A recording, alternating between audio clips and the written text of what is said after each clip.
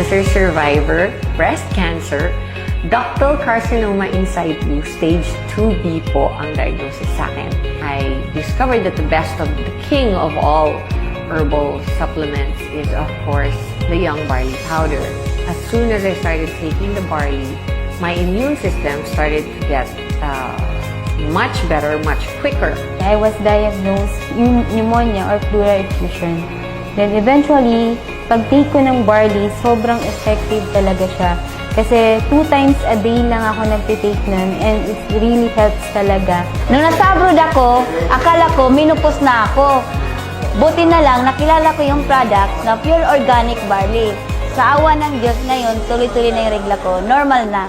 Na usually 3 to 5 days bago ako makapag-CR. Nung nag-take ako ng barley, within that day, 3 sachet lang, yun, nawala na yung constipation ko.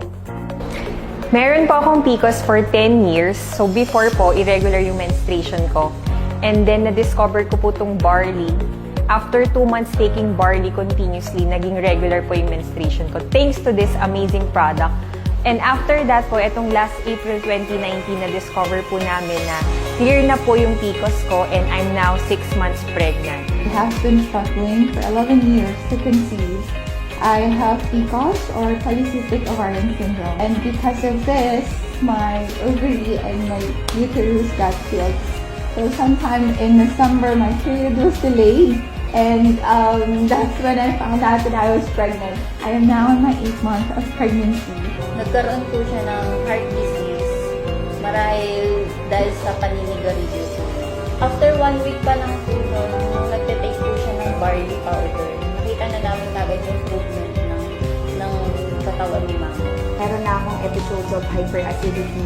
So, matindi yung pag umaandar siya, talagang minsan na ER pa ako. Barley lang kasi yung tinake ko talaga na supplement since yun lang yung allowed for pregnant and breastfeeding women.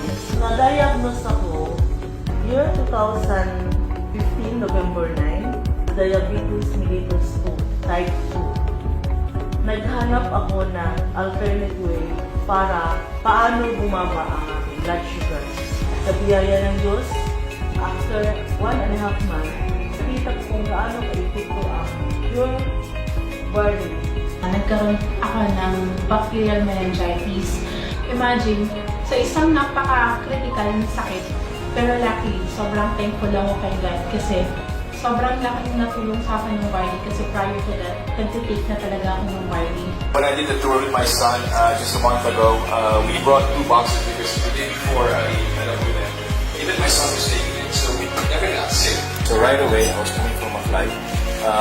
I took it and the whole day I was okay. And just like what I said kanina, I never got sick the whole tour. Boosts your energy and to detoxify and cleanse your body. You really have to experience it because it really works.